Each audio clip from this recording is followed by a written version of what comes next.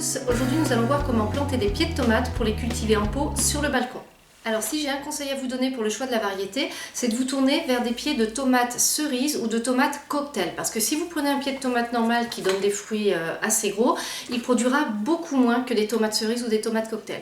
Donc là j'ai choisi deux variétés différentes, c'est ce que je vous conseille de faire si vous en plantez plusieurs. Elles ne seront pas forcément sensibles de la même manière aux maladies, il y en a peut-être une qui produira mieux, plus vite, qui s'adaptera mieux. Donc c'est bien si vous n'en avez jamais cultivé de prendre deux ou trois variétés différentes pour voir ce que ça donne. Hormis la variété, quand vous allez acheter vos pieds, prenez le temps de choisir chaque pied. Observez-le et n'achetez que ceux qui sont complètement parfaits, qui n'ont pas les feuilles abîmées, qui n'ont aucune trace de maladie et qui ont l'air en bonne santé. Une fois que vous avez choisi vos pieds de tomates, je vous conseille de faire un détour au rayon fleurs pour acheter des œillets d'Inde.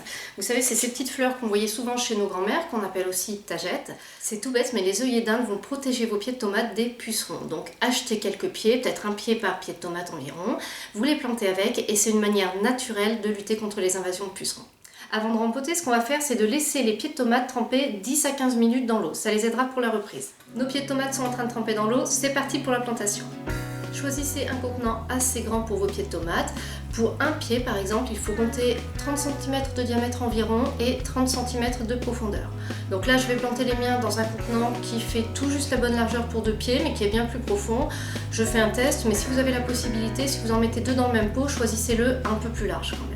Pour commencer, on va verser une couche de drainage au fond du pot, c'est ce qui permet aux racines de ne pas tremper dans l'eau s'il reste de l'eau dans la coupelle. Alors moi je n'en mets pas parce que mon pot évacue directement l'eau sur le sol de mon balcon, mais si vous avez une coupelle, versez une couche de billes d'argile, de gravier ou de n'importe quoi d'autre qui puisse servir de couche de drainage au fond de votre pot.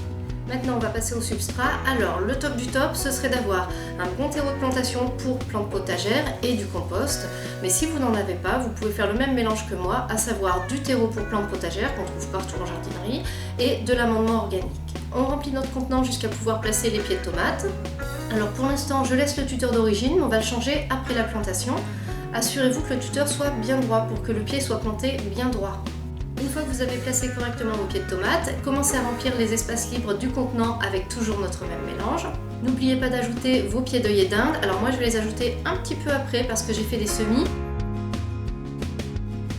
Une fois que j'ai fini de remplir mon contenant, je tasse un peu la terre à la main et je vais changer les tuteurs parce que là les tuteurs qui sont fournis avec sont bien trop petits pour la croissance de la plante. Donc je vais prendre ceux-là qui sont beaucoup plus grands, partez au moins sur 1 mètre, 1 mètre 50, comme ça vous êtes tranquille. J'ajoute maintenant un paillage de coque de cacao, ça j'aime bien, ça permet de maintenir l'humidité. Ensuite on fait un bon arrosage pour tasser la terre et bien hydrater les pieds de tomates. Alors j'ai quelques petits conseils à vous donner. Pendant les 10 jours qui suivent, arrosez assez régulièrement parce que c'est la période de reprise de la plante, donc il faut surtout pas qu'elle commence à manquer d'eau. Là, votre pied de tomate, il a besoin d'eau. Alors faites en fonction du temps, parce que s'il pleut toute la journée et que la terre est détrempée, c'est pas la peine d'en rajouter. Mais s'il fait sec, n'hésitez pas à arroser. Cette vidéo est maintenant terminée, j'espère qu'elle vous a plu. Si vous avez des remarques, des questions, n'hésitez pas à les poster en commentaire. Merci et à bientôt pour une nouvelle vidéo.